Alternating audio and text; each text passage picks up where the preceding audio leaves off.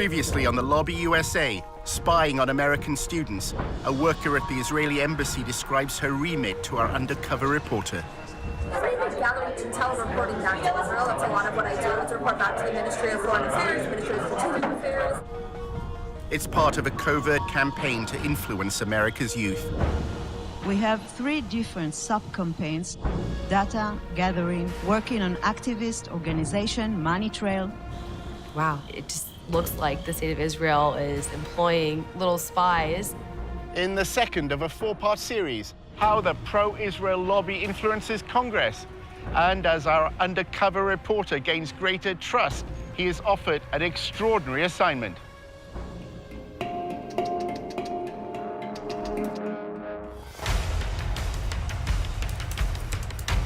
Using an undercover reporter, Aljazeera's investigative unit infiltrates one of the most powerful lobbies in the world. Getting $38 billion in security aid to Israel matters, which is what AIPAC is doing. We examine how the lobby, led by AIPAC, the American Israel Public Affairs Committee, has secured unwavering support in Congress. Congressmen don't do anything unless you pressure them. And the only way to do that is with money. What the lobby is all about is to make sure that Israel gets special treatment from the United States forever. But after occupying Palestinian lands for half a century, the pro-Israel lobby is facing a new challenge. We called for a full boycott of Israel, divesting from it, and eventually imposing sanctions on it to achieve UN-stipulated rights of the Palestinian people. A movement to boycott, divest, and impose sanctions on Israel, BDS, was formed on American campuses. It seems to be achieving its goals. It threatens future American support for Israel. We believe in justice for all people. So that means the occupation has to end. Israel's Ministry of Strategic Affairs responded with a covert operation to defeat BDS. אתה צריך לעשות את זה עם הרבה מאוד עמימות. זה לא גוף צבאי היררכי שאם הרגנו את X, אז כל הגוף מתחתיו לא פועל.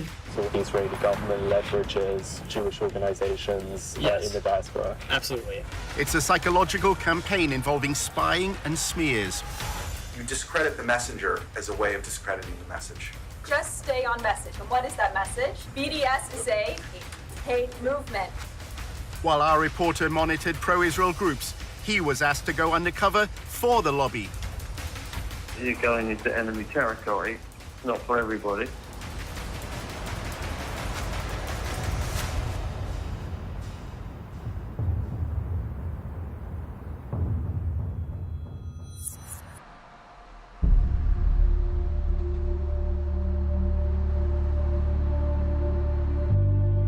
In Washington, Tony often socialized with younger members of the pro-Israel lobby.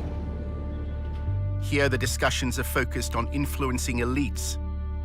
Recent graduates appear to no longer care about debates they had at university.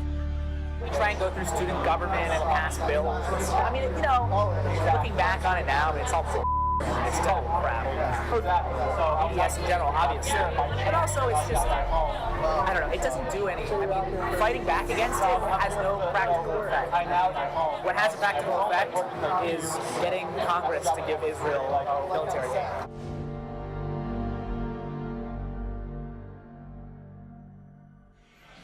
At the end of the day, it doesn't matter what happens at the University of X. What matters is what happens here. What matters is what happens in the capitals of the state, the capitals of other countries. The pro-Israel lobby is keen to co-opt elites beyond America. At a party organized by AIPAC, Tony met an intern at a public relations firm whose clients include the United Arab Emirates. The lobby apparently has allies in the Arab world. The American Jewish Committee is running a study tour to, it's either Dubai or Abu Dhabi, and they're talking about mutual cooperation.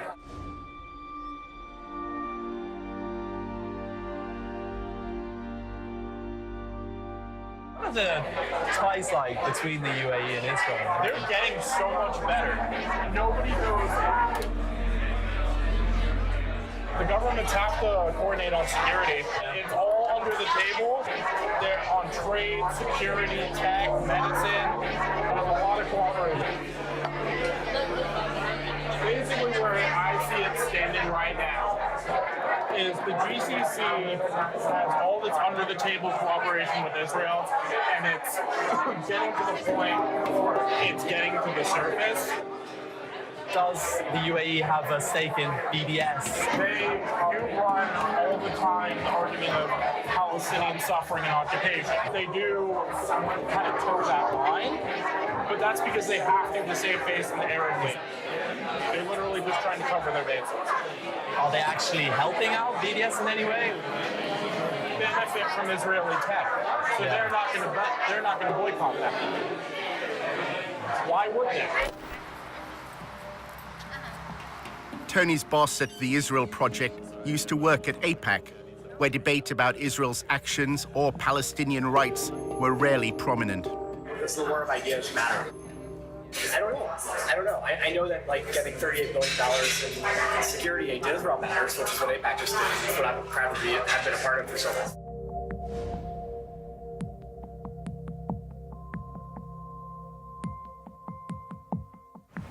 My job was basically to convince students that participating in the war of ideas on campus is actually a distraction. You can hold up signs and have rallies on campus, but the Congress gets $3.1 billion a year for Israel. Everything AIPAC does is focused on influencing Congress. Congress is where you have leverage, so you can't influence the President of the United States directly, but the Congress can. AIPAC is very interested in making sure that every representative and every senator toes the line on Israel. And it is highly effective in that regard. That's why it's considered to be synonymous in many people's heads with the lobby. AIPAC's website shows members of Congress attending its conferences and declaring their support for Israel. And on behalf of Congress, thank you for sending a clear and unequivocal message to the world that the United States stands with Israel now, tomorrow, and always. I reject the BDS movement, whether it be on campuses in France and London or right here in the United States of America. To get elected in the American political system, you need lots of money. What AIPAC does is it makes sure that money is funneled your way if you're seen as pro-Israel, and it'll go to significant lengths to make sure that you stay in office if you continue to be staunchly pro-Israel. May God bless Israel. May God bless the United States of America. May God bless you all. Thank you so much. Thank you. They have questionnaires. Anybody running for Congress is expected to fill out a questionnaire. And they evaluate the depth of your commitment to Israel on the basis of that questionnaire. Then you have an interview with local people. If you get AIPAC support, then more often than not, you're going to win. Jim Moran is a Democrat who represented a congressional district in Northern Virginia. You realize it's not just the money, it's the number of concerned activists. They'll send out postcards, they'll make phone calls, they'll organize. I mean, that's the democratic process. They understand the democratic process. We made sure that there were people in every single congressional district. And then you'd call them up and say, I'm calling from AIPAC in Washington. I did these calls. We hear that you're good friends with Congressman so-and-so. Oh my God, yes. We've been friends since elementary school. Well, what does he think about Israel? I never talked to him about Israel. Well, can I come down and talk to you and help you figure out a way to talk to him about Israel? No, just tell me. What should I say? I don't have to, I'll just tell him. Our undercover reporter wanted to learn more about how funding is secured for congressmen. Speaking of the devil. David Oakes, a prominent pro-Israel advocate, invited Tony to a fundraising event. Oakes later called him to discuss the details. Is it just a social event? No, hold on. I'm going to email you a list of the people that this group supports. This is the biggest ad hoc political group, and definitely the wealthiest in D.C. Hold on. Mark Kirk, the senator from Illinois. Ted Deutsch from Florida. Barbara Comstock, she's the congressman from Virginia. Richard Byrd from Carolina. Kelly Ayotte is fantastic. She's in the Arms Committee. They'll walk in the room and they'll say, everything here is off the record. And then they'll say, here's a little bit about me, and then people will ask very specific questions. The fundraiser was being held in a wealthy suburb of Washington. The AIPAC group, it makes a difference. It really, really does. It's the best bang for your buck, and the networking is phenomenal. Congressmen and senators don't do anything unless you pressure them. They kick the can down the road unless you pressure them. And the only way to do that is with money. Right now, our current contribution limit from any person to a candidate is $2,700. Now, that's a lot of money, you know, and that can certainly buy some gratitude with the lawmaker. But if you really want to add punch to that type of buying of favors, what you do is you get 50 or 100 people together at an event like this, all chipping in $2,700, and then you bundle it all together and hand over the total amount to the lawmaker. At that point, we're talking anywhere up to $250,000. So suddenly you've got a group of people with the same demand they want from the lawmaker handing over $250,000. That buys a lawmaker. The fundraiser was for Anthony Brown, who ran for Congress in November 2016. This is direct spending. Brown's going to use that 30 grand to do ad campaigns. So they strategically pick the ones who are in the close regions that they want to build relationships with. So we want the Jewish community to go face to face in a small environment, 50, 30, 40 people, and say, this is what's important to us. We wanted to make sure if we give you money that you're going to enforce the Iran deal. That way, when they need something from him or her, like the Iran deal, they can quickly mobilize and say, look, we'll give you 30 grand. They actually impact it. He's actually saying we're buying these office holders. And that's the point. We're chipping in all this money so we can hand over $100,000 or $200,000 to the office holders so we can buy them. You're not supposed to advertise. There's all these advertising laws. I was surprised they had an invite. I've never seen an actual invite before. Oakes described a similar event he attended in New York, which included donors from Wall Street. In New York, with Jeff Talbot, we don't ask a goddamn thing about Palestinians. You know why? Because it's a tiny issue, that's why. It's a small, insignificant issue. The big issue is Iran. We want everything focused on Iran.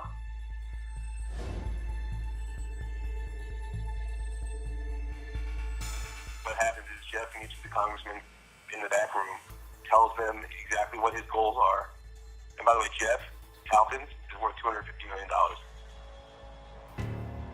Basically, they hand him an envelope with 20 credit cards and say, you can swipe each of these credit cards for $1,000 each.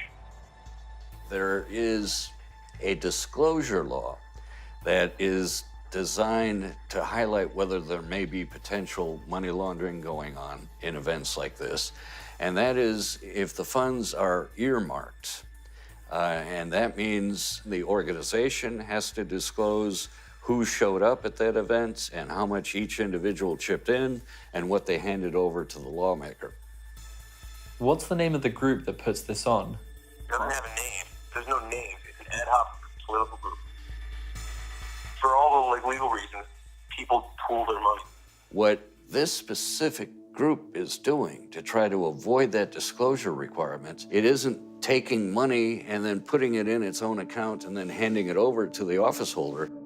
It's just collecting credit card information and then turning that over directly to the candidate. Therefore, it's not violating the earmarking law, and they're not reporting this. All we would see on the campaign finance reports are the individuals who contributed. But there'd be no record on those campaign finance reports that they worked together as a bundling group, that they were all at this event. All we'd know is person A gave $2,700, person B gave $2,700, and we'd have no idea they're working in tandem with each other. The one in New York is 10 grand over 2 cycles. It's a minimum commitment. Some people give a lot more than that. Whatever your commitment is. So like if you give $5,000, Jeff will ensure that I don't go over the $2,600. You know what I'm saying? If one is at a meeting where person A wants to give $5,000, another person has only $100 to give, and that person gave $2,500 to the other person at that meeting as a gift, and they both therefore gave a total of $5,000, $5,100, would that be illegal? That would be illegal. That would be laundering of campaign contributions. The limit applies to the individual.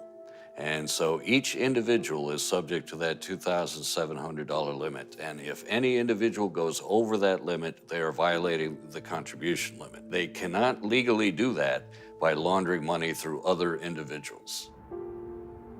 If you give $5,000, you definitely ensure that I don't go over the $2,600. You know what I'm saying?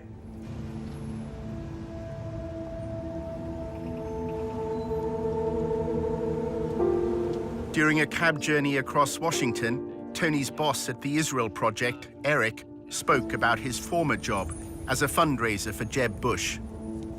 I was one of the first employees on the Bush campaign. The first time Trump came up in a conversation was we were going to solicit him for Jeb. And we're like, why isn't he writing a check? We would joke, like, this is the donor who went nuts. Eric shares his concerns about Jeb Bush's campaign. I hope the Justice Department doesn't make an example out of Bush, because we were operating in a real gray zone. And we raised enough money, we figured, let them come at us, we'll defend ourselves. We thought he's going to be the Republican nominee, everyone did at that stage. A relatively small number of families supply hundreds of millions of dollars annually to lobby politicians. The 200 families whose giving constitutes 90% of all political giving are not giving because they want a government contract or because it's good for their business. They're doing it because they actually care. In my view, it's obscene how much money there is. One of the most effective uses of the lobby's funds occurs when Congress is on its break. Every year, they fly hundreds of members of Congress to Israel for these extended travel junkets that are really lavish. They're first-rate vacations. They'll rack up $20,000 or more for a vacation for a member of Congress. The member can bring along their spouse, and they have a great time. You are told that Israel continues to be under siege from hundreds of millions of its neighbors who are Muslim and who hate Israel, who hate Jewish people. You're told that Israel survives because of the United States and because of American politicians like you who support us. An attempt was made to change the law so that all expenses-paid trips would be considered a bribe. I drafted legislation to try to reform the whole profession of lobbying to get rid of free travel and gifts from lobbyists.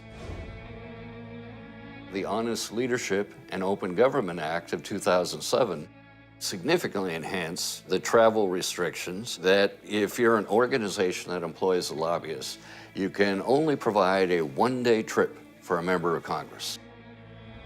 Then AIPAC exerted its influence. There was a major loophole written into the travel restriction that was essentially engineered by AIPAC, and this loophole is widely known as the AIPAC loophole. The clause excluded educational trips organized by a charity that didn't hire lobbyists. AIPAC happened to be affiliated to such a charity. It doesn't have an office, it doesn't have any employees, it's just a tax form that they filed. Gifts of dinner, gifts of wonderful resorts to stay at, gifts of entertainment, all of which is packed up into one of these trips, is a very, very effective tool at influence peddling. Most of our donors were like nudniks, like schleppers. The quality is starting to improve. We're attracting more impressive people. Until recently, the people we're attracting, was the guy who's wealthy, gives away $25,000 a year, $10,000 is to us, and this is his hobby and full-time job, and he won't shut the up or stop calling. We're finally starting to expand into the class of donors that AIPAC has, which is like the more elite, easier to work with, smart, strategic, writing big checks kind of way. It takes just as much time to get a $10,000 check from someone as it does getting $500,000. The money raised by AIPAC doesn't just fund congressmen who support their goals. If you wander off the reservation and you become critical of Israel, you not only will not get money, AIPAC will go to great lengths to find somebody to run against you and support that person very generously. And the end result is you're likely to lose your seat in Congress. They threaten. They immediately threaten. Even if they know that AIPAC can't defeat them, AIPAC can make their lives more difficult. They can make sure that their next town meeting or something, some members of the Jewish congregation jump up and say, but you're anti-Israel. In 2002, AIPAC was lobbying Moran to vote for the invasion of Iraq. The executive director of AIPAC said that his most important accomplishment was securing the authorization for the use of U.S. military force in Iraq. AIPAC was pushing it very hard. Why does AIPAC benefit from the United States going to war? The United States getting involved in wars in the Middle East is ultimately in Israel's interests, because we have a stake in the region. Congressman Moran refused to vote for the invasion, as AIPAC requested. There are compelling, fundamental reasons why this body should oppose this resolution. Then at a public meeting, he was asked a question. A Jewish woman actually stood up in a town hall. She said, why aren't more Jews involved in the marches against the war? I said, if the leaders of the Jewish community were opposed to the war, I think that would make a difference. The lobby reacted, claiming this was evidence of Moran's belief in a Jewish conspiracy that was leading America to war. There was a conservative rabbi in my district who was assigned to me, I assume, by AIPAC. And he had warned me that if I voice my views about the Israeli lobby, that my career would be over, and implied that it would be done through the Post. And sure enough, the Washington Post editorialized brutally. Everybody ganged up.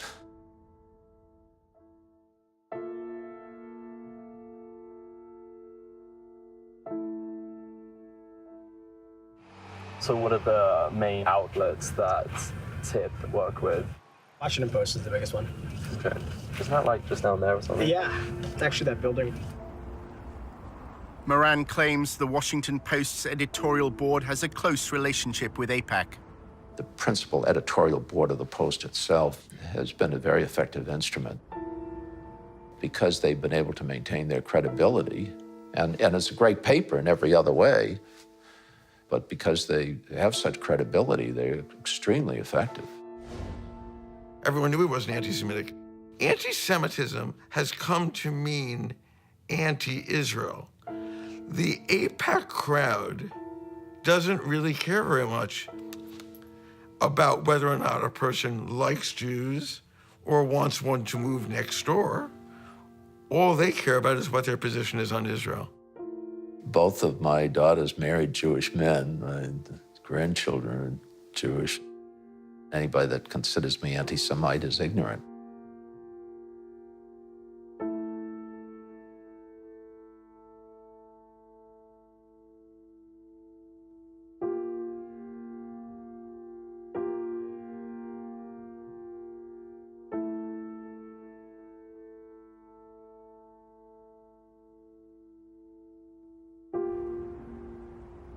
In part two, a battle over the definition of anti-Semitism on America's campuses. There are those who claim, oh yeah, we're trying to stop anti-Semitism, but what they're actually trying to do is stop advocacy for Palestinian human rights.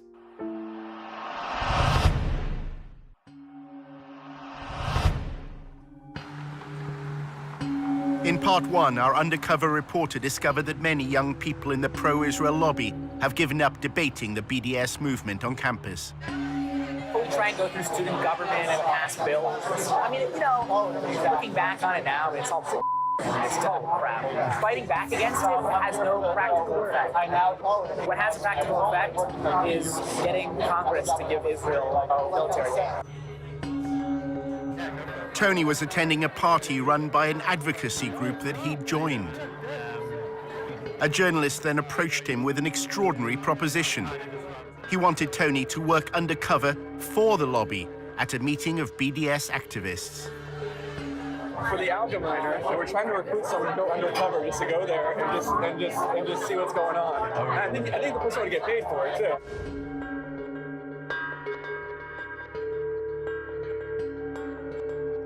Someone's gonna sign up, do that profile, just kind of like see what's going on. Higher up, they sent me an email today that like, you know anyone who could do this? For some reason, he popped into my head.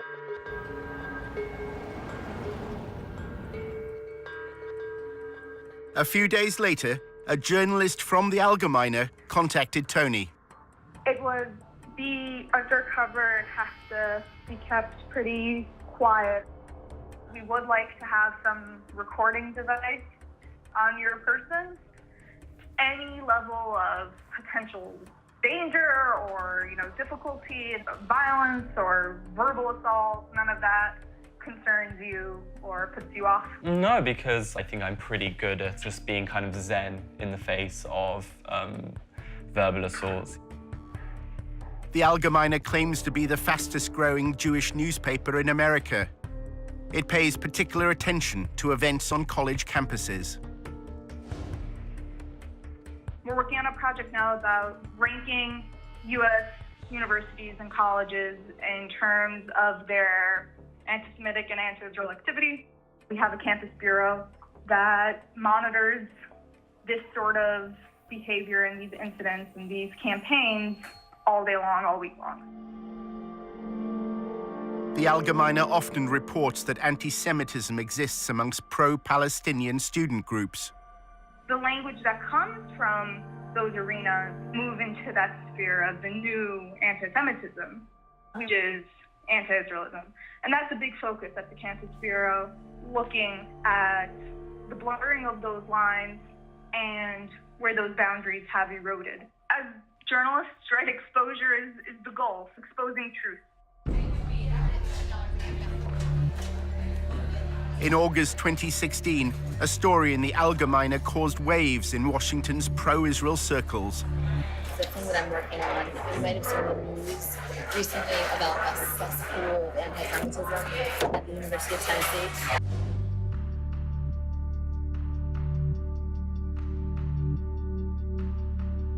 So the expose was on these anti-Semitic tweets. They uncovered 14 current students, 5 recent graduates at the University of Tennessee that had tweeted all of these horribly anti-Semitic things.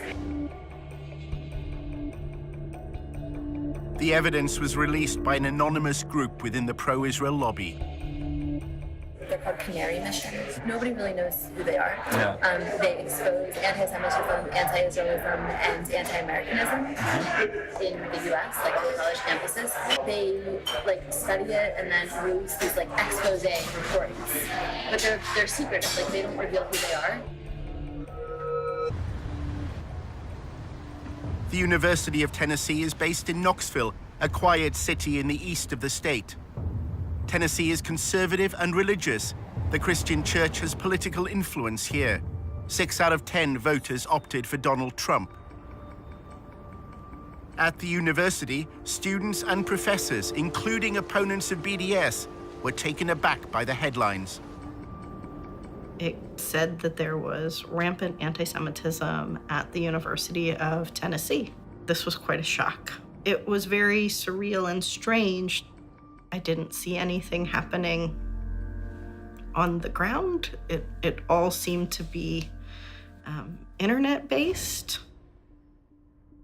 There's this international headline with our names and this defamation of our characters. It was the last thing that we were expecting to happen. I was surprised that they were targeting the University of Tennessee. I mean, there's just not a whole lot going on in Knoxville. It just seems such a benign target. Several tweets were clear-cut examples of anti-Semitism. Some failed to distinguish between Jewish people and the State of Israel. Others made vile references to the horrors of the Holocaust. There were definitely some very anti-Semitic things said, but it seemed to be by a limited number of students. Those tweets are horrible, and that should not be supported by anybody. One of the students, there were tweets from when they were 14, 15, and 16 years old. People do and say stupid things. Students who were campaigning for Palestinian equal rights were immediately suspicious, believing the Algemeiner had another motive in running the headline. The way that I saw that article was that to discredit some of the work that we were doing, they threw in these people who are a part of the Muslim community or a part of the Arab community around Knoxville, and things that they had said, things that they had done. They were very old, a lot of times before people had gotten to college. I think this is just old stuff that's being dug up for lack of any other material. I was really horrified that you had essentially this blacklist of students. The list included Summer Awad, a Palestinian American. She was accused of supporting terrorism after sharing a Facebook post. In that image, I mean, all it is showing different tools of Palestinian resistance. One of them's BDS, one of them's stones, and the one that they circled happens to be the knife. They obviously have much bigger weapons than the Palestinians can even imagine having, but they're just able to frame this image of violence and to frame this image of defending themselves. Shortly after being named by Canary Mission, posters and flyers linked BDS supporters to Hamas. There was a list of most of the names of the students that were mentioned in the Canary Mission. All I kept seeing were flyers all over the place. Like, they'll put it on cars, they'll put it on side tables in the student centers and stuff like that. That kind of scared me, to think that there are actually people physically on campus posting these things. Back in Washington, Aviva is drafting a letter to the University of Tennessee on behalf of the Brandeis Center. They want the university to take a stand. We're telling them that basically they need to issue a stronger statement. They need to investigate the students that were involved. They need to offer education and training. In addition to drawing attention to those responsible for anti-Semitic tweets, their orchestrated release served another purpose. It's part of a wider campaign by the pro-Israel lobby. The problem right now, I think, on universities is that administrations don't realize that anti-Israel statements or anti-Zionist statements often are also anti-Semitic. To find out what anti-Semitism means for the lobby, Tony visits Aviva's boss at the Brandeis Center for Human Rights in Washington. Despite its name, it's a pro-Israel lobby group. Hi. It's great to finally meet you. Really good to meet you. Kenneth Marcus is involved in the lobby's attempt to redefine anti-Semitism in a way that could include criticism of the state of Israel. Right now, the challenge is that there are people who say, you know what, anti-Israel politics have nothing to do with anti-Semitism. Well, you've got to show that they're not the same, but they're not entirely different either.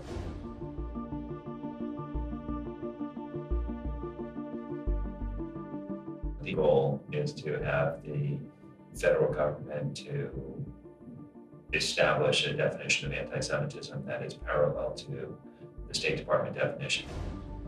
The US State Department defines anti-Semitism using a three-point test known as the 3 Ds. It includes statements that demonize Israel, those that apply double standards, or those that delegitimize the state. There have been attempts by some to try to define anti-Semitism in such a way that conflates actual anti-Semitism with completely legitimate criticism of Israel or Israeli government policies. They are overly broad and vague to the point where any kind of criticism of Israel or of Israeli government policies can be labeled as anti-Semitic. One of the major tactics that the lobby uses to defend Israel, and it's done this for a long period of time, but it's using it more and more these days, is to identify people who criticize Israel as an anti-Semite. The letter that Aviva was sending called for the University of Tennessee, Knoxville to address a long-standing problem of anti-Semitism on campus. The Brandeis Center is urging American universities to adopt a definition of anti-Semitism that could include criticism of Israel. We are trying to get universities to adopt a uniform definition, whether it's the state department's definition or a similar version of it, because then we think that the administrators would be able to understand anti-Semitism better and discipline students for hateful and discriminatory actions.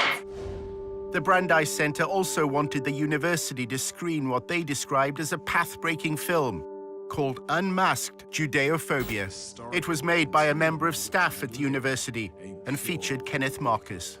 It is now socially acceptable to say lots of different things that were not acceptable in the past. Anti-Israelism and anti-Semitism is one example. It tries to make the claim that Muslims have adopted Nazi-like anti-Semitism and are going to essentially lead the next Holocaust on the Jews. The film positions anti-Semitism at the heart of the BDS movement. It was not sponsored by the chancellor, but it was held at the law school, and Ken Marcus did attend. It was screened on the day that commemorates victims of the Holocaust. The film was not appropriate for Holocaust Remembrance Day.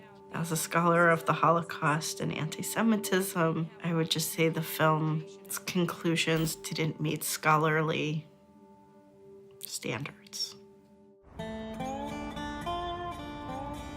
Exactly why Washington's pro-Israel lobby is concerned by events in Tennessee is at first hard to understand, until one considers the growth of evangelical Christianity in the southern states.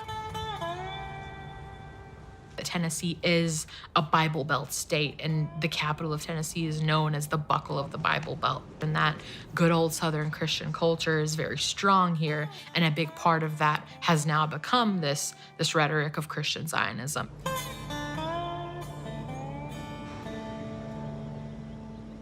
Satan hates Israel and the Jews because Israel's restoration initiated the last days of Bible prophecy. Christian Zionists believe that for the end of times to come, for Christ to return, it's necessary for Israel to control all of what was historically considered to be Israeli territory. Based on prophecy, Jesus Christ could never have returned for the church to resurrect the dead in Christ until Jerusalem was first in the hands of Israel and the capital of Israel. Christian Zionists and Christian organizations that lobby on behalf of the Israeli government, a lot of them have a theology which I think is in many ways anti-Semitic. The Jews have to leave the West. It says in your Bible, God will bring them back to Israel from the West. It instrumentalizes Jews in such a way that their goal is that all Jews around the world will leave where they live and move to Israel, because in their theology, that is what will lead to the coming of the Messiah again, and then all of the Jews will convert or will all be killed. Leaders of the Christian Zionist lobby threw their weight behind the Trump election campaign. I have been asked 101 times plus, why do you think Donald Trump won? And I have an immediate answer. Because he was the only one that was blessing Israel. The evangelicals flooded the voting booths this time like at no time in our history. And a lot of the laws that are being enacted in those states that are pro-Israel, anti-BDS, are coming about in part because there is so much sympathy for Israel in that community, which has a lot of political power. Senate Joint Resolution 170, bipartisan resolution to condemn boycott, disinvestment, sanctions movement, and increasing incidents of anti-Semitism. In 2015, Tennessee became the first state legislature to condemn BDS. It's the result of the lobby's attempt to use legal means to quell BDS on campus. In recent light of anti-Semitic things that have happened here in Tennessee on our college campuses, we are just expressing our support as an ally for the state of Israel. And with that, I renew my motion. made it seem as though there's this huge Palestinian liberation movement happening in this state. That's the way that it was presented at the legislature, was that we need to stop this before it takes over our state. There's an intensive effort by Israel and pro-Israel groups to get governments, universities, legislative bodies to adopt a definition of anti-Semitism that includes criticism of Israel and its state ideology, Zionism. We're the space where a lot of these things are initially brought and tested. The rough drafts, like the beta version, comes here, and then you'll see that same bill go into another legislator the following year. According to their definition, if I say to you that I believe that instead of separate Israeli and Palestinian states, there should be a single state where Jews, Christians, Muslims, atheists, everyone has full equal rights, the way they do under the Constitution of the United States, that would make me an anti-Semite because I'm denying Israel's right to be a Jewish state. How to define anti-Semitism? I would say hatred, discrimination, violence, animus towards Jews for being Jewish, I would say is the broadest definition of anti-Semitism. They have created this perverse definition of anti-Semitism where calling for everyone in Palestine, Israel to have equal rights is somehow an attack on Jews. And they're trying to get this pushed into official definitions. And this has been a key goal of people like Kenneth Marcus and the Brandeis Center, so that they can then go after people who are advocating for equality and bring them up on charges that they're actually anti-Semitic bigots. You have to show that they're racist hate groups and that they are using intimidation to get funded and to consistently portray them that way. 6 months after the Allgemeine ran its report, an anti-Semitism awareness bill was brought before Tennessee's State Assembly. The bill incorporates the 3Ds definition, which can include criticism of Israel. Kenneth Marcus gave evidence. When I had read a newspaper article in a major national Jewish newspaper indicating some issues, we independently verified several different issues going on with blogging, I think it was Facebook entries, Nazi-type references to Jews, and the need to kill Jews. They may have dealt with that, but it seems to me it's an indication that the problem is here. In order to create enough sort of political momentum and hysteria to get these bills through, you need to show that anti-Semitism is rife on campuses. You see groups like the Brandeis Center jumping on headlines which are very dramatic and very scary. Incidents like the one that they claimed happened at the University of Tennessee are certainly helpful in a political sense if you're trying to push legislation like that through. A right to exist. Aviva Vogelstein also traveled to Tennessee. If a student on a campus says, from the river to the sea, Palestine will be free, meaning that from the Jordan River to the Mediterranean Sea, there will be no state of Israel, that would be considered anti-Semitic. Another example would be when students on campus chant things like, Intifada, Intifada, we support the Intifada. That's calling for, an Intifada is calling for violence against innocent Israeli civilians. And that is an incitement to violence. And it's calling for demonization and delegitimization of Israel. 7 months earlier, when Aviva was writing the letter to the University of Tennessee, she was talking to a leader of the Jewish community in Knoxville. It seems that she told Aviva that the University of Tennessee doesn't have a long-standing problem of anti-Semitism. She's like, I've been on campus for 10 years and there have been no actual incidents of anti-Semitism. These tweets are obviously disgusting and need to be addressed. It's very misleading that they're calling this a cesspool of anti-Semitism. Jewish students at the University of Tennessee repeated this sentiment before the state legislature. When people say things like we're experiencing anti-Semitism, it hits us pretty hard. When we were told that this was being said about our university and the climate at our university, we were really confused because we had never heard about any form of anti-Semitism that was happening on our campus. So this was kind of, the first thing to come to us. So if we're the students who are supposed to have been affected by this so-called climate, you would think we would kind of know about it before. There's no evidence that there's sort of an atmosphere of intimidation against Jewish students. Once you look behind the headlines at Tennessee, that's what everybody said. I think it's important to highlight that any allegations that this bill is based off of, those allegations are purely external allegations, meaning they're coming from all over the country except for Tennessee. Everybody agreed on that. The only people who didn't agree were the people coming from outside the university, Kenneth Marcus and others, who have the agenda to present the University of Tennessee and other campuses as dangerous places for Jewish students.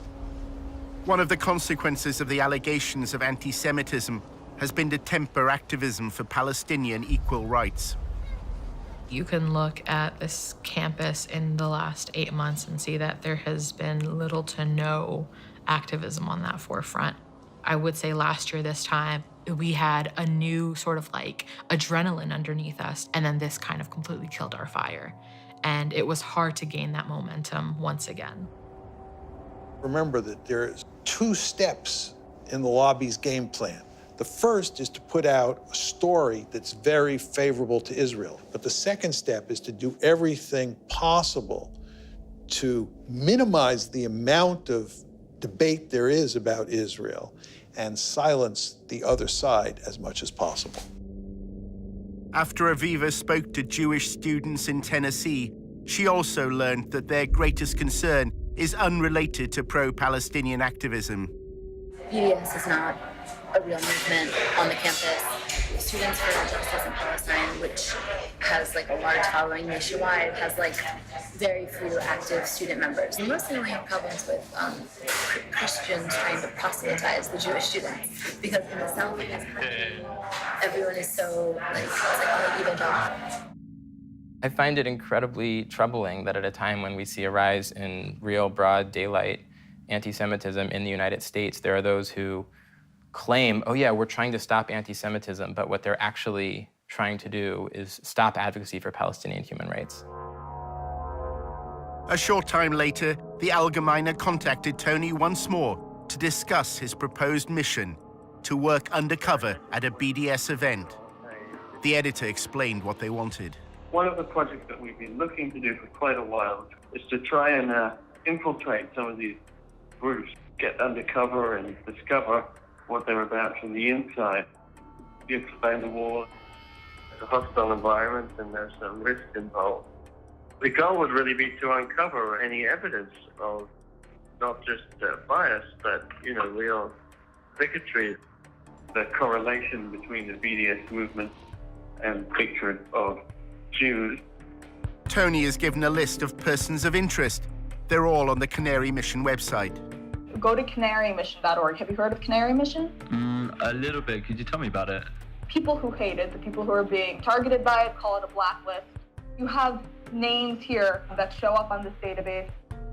Students and professors, faculty, speakers, organizations that have ties to terrorism, outright ties to terrorism, or terrorists who have called for the destruction of the Jewish state. Despite running Canary Mission's Tennessee expose, the Allgemeine staff say Canary's identity is still a mystery. It's an anonymous site. Nobody has any idea who's actually running this thing, and people have tried and looked into it. If you're on board in terms of concept, then I guess the next thing we just need to figure out is the money. Can we wait for a follow-up email from you? Does that make sense? Yeah, sure. I should get that to you within the next 24 hours.